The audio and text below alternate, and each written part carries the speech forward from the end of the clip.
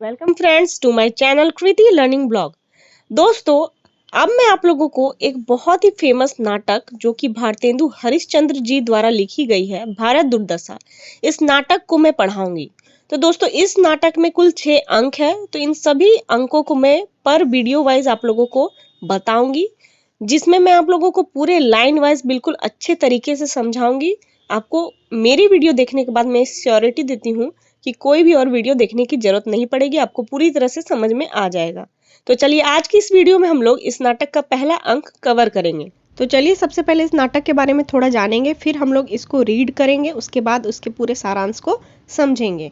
तो चलिए स्टार्ट करते हैं। भारतेंदु जी की रचना भारत दुर्दशा नाटक 1875 में हुई। इनमें भारतेंदु ने प्रतीकों के माध्यम से भारत की तत्कालीन स्थिति का चित्रण किया है। वे भारतवासियों से भारत की दुर्दशा पर रोने और फिर इस दुर्दशा का अंत करने का प्रयास करने का आह्वान करते हैं। वे ब्रिटिश राज और आपसी कलह को भारत दुर्दशा का मुख्य कारण मानते हैं। तत्पश्चात वे कुरीतियां, रोग, आलस्य, मदिरा, अंधकार, धर्म, संतोष, अपव्यय, फैशन, सिफारिश, लोभ, भय, स्वार्थपरता, अतिवृष्टि, अनावृष्टि, अकाल, बाढ़ आदि को भी भारत दुर्दशा का कारण मानते हैं। लेकिन सबसे बड़ा कारण अंग्रेजों की भारत को लूटने की नीति को मानते हैं।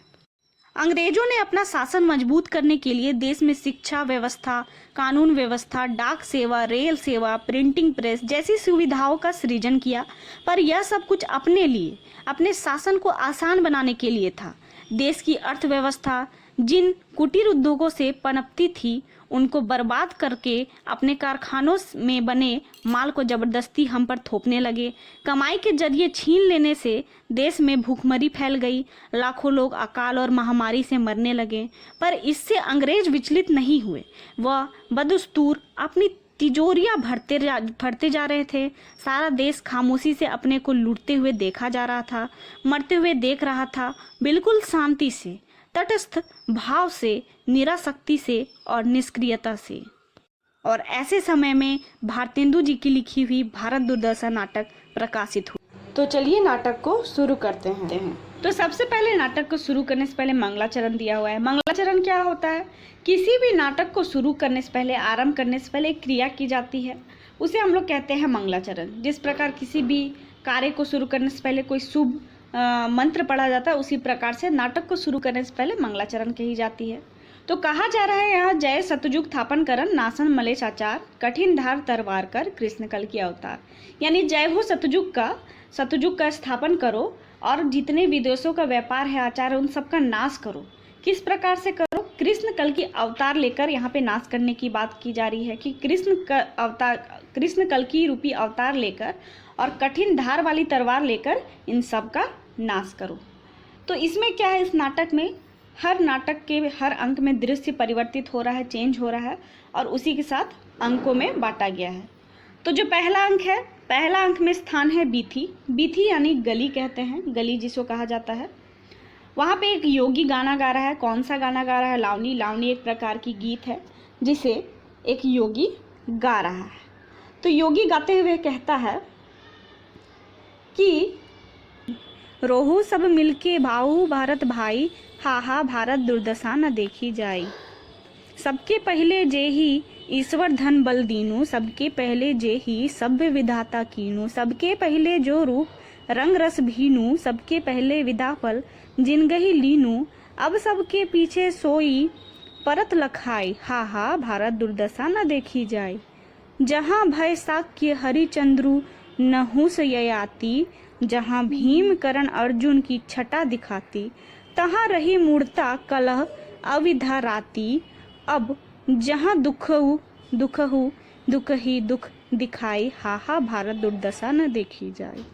लरी वैदिक जैन डुबाई पुस्तक सारी, करी कलह बुलाई जवन सैन पुनि भारी, तीन नासी बुद्धि बलविद्या धन बहुमारी, छाई अब आलस कुमति कलह अधियारी, भय अंध पंगु सेब दिनहीन बिलखाई, हा हा भारत दुर्दशा न देखी जाई। अंग्रेज राज सुख साज सजे सब भारी, पैधन विदेश चली जात इहीं अति खारी, ताहू पे महंगी काल रोग बिस्तारी, दिन दिन दूने दुख इस देत हाहारी, सबके ऊपर टिकस की आफत आई, हा भारत दुर्दशा न देखी जाए। पटित तोलन गाते हुए कहता है कि आओ भारत के जितने भी भाई हैं, सारे भाई आओ मिलकर हम लोग सबको ही रोते हैं, क्योंकि भारत की ऐसी दुर्दशा हो गई है कि अब हमसे देखी नहीं जा रही है। अगला वाक्य में कहता है कि ईश्वर ने सबसे पहले जहाँ पर धन दिया, बल दिया, जहाँ सबसे पहले विधाता ने सभ्यता फैलाई, यानी भारत की बात की जा रही है कि सबसे पहले यहाँ पे सब कुछ धन दिया, बल दिया, सभ्यता फैलाई। सबसे पहला देश है जो कि रूप रंग रस यानी काव्य, कला, संस्कृति, सभ्यता, इन सब मामलों में सब कुछ दिया। सबसे पहले विद्या जहाँ पर दिया, कितने सारे गुण थे, भारत के कितने सारे गुणों को ईश्वर ने दिया। मगर अब क्या है, भारत सबसे पीछे हो गया है।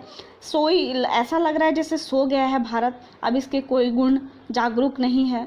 यह कहते हुए गाता है कि हाय, यह दुर्दशा नहीं देखी जा रही है। जिस भारत में शाक्य वंश के हरिश्चंद्र जैसे राजा नहुस रहते थे, जहाँ राम, युधिष्ठिर, वासुदेव जैसे लोगों ने जन्म लिया, जहाँ भीम, कर्ण, अर्जुन जैसे महावीर योद्धा पैदा हुए थे, वहाँ यानी भारत की बात की जा रही है कि ऐसी दशा आ गई है कि सिर्फ मूर्खता, लड़ाई झगड़े और अविद्या यानी अज्ञानता छा गई है। सभी लोग मूर्ख नजर आते हैं, सिर्फ लड़ाई झगड़े कर रहे हैं और सिर्फ अज्ञानता ही फैल गई है। सब जगह दुखी दुख दिख रही है। वैदिक ज्ञान यानी जैन जैसी पुस्तकें, वैदिक ज्ञान जैसी पुस्तकें, जैन जैसी पुस्तकें सब डूब चुकी हैं। बुद्धि, बल, विद्या, धन सब नाश हो चुका है, सबका नाश हो चुका है। अब चारों ओर सिर्फ और सिर्फ आलस, अंधकार, लड़ाई झगड़ा यानी कुमति यानी बुरा समय, ये सारे छा गए हैं। सबकी कुमति आ चली है, यानी सब सिर्फ बुरा सोच रख रहे हैं, सबका कुमति, बुरा समय आ गया है, आलस, अंधकार छा गया। सभी लोग भयभीत हैं, हाथ पैर होते हुए भी पंगु यानी लकवे जैसे हैं कि हाथ पैर ना के बराबर है, लाचार हो गए हैं, बेबस हो गए हैं। भारत की ये जो दुर्दशा हो चुकी है, ये अब नहीं देखी जा रही है। फिर कहता है कि अंग्रेज का राज कर रहे हैं, सुख भोग कर रहे हैं, भारत की जो जो सुख है सब चीज़ों को भोग कर रहे हैं। 1/3 धन यानी भारत का जो 1/3 धन है, उसे क्या है, ये लेते जा रहे हैं, अपने विदेश लेते जा रहे हैं और यहाँ पे कुछ भी नहीं बच रहा है। और चारों तरफ रोज सिर्फ विस्तार से फैल रहा है, रोग फैलता जा रहा है चारों तरफ हमारे भारत में।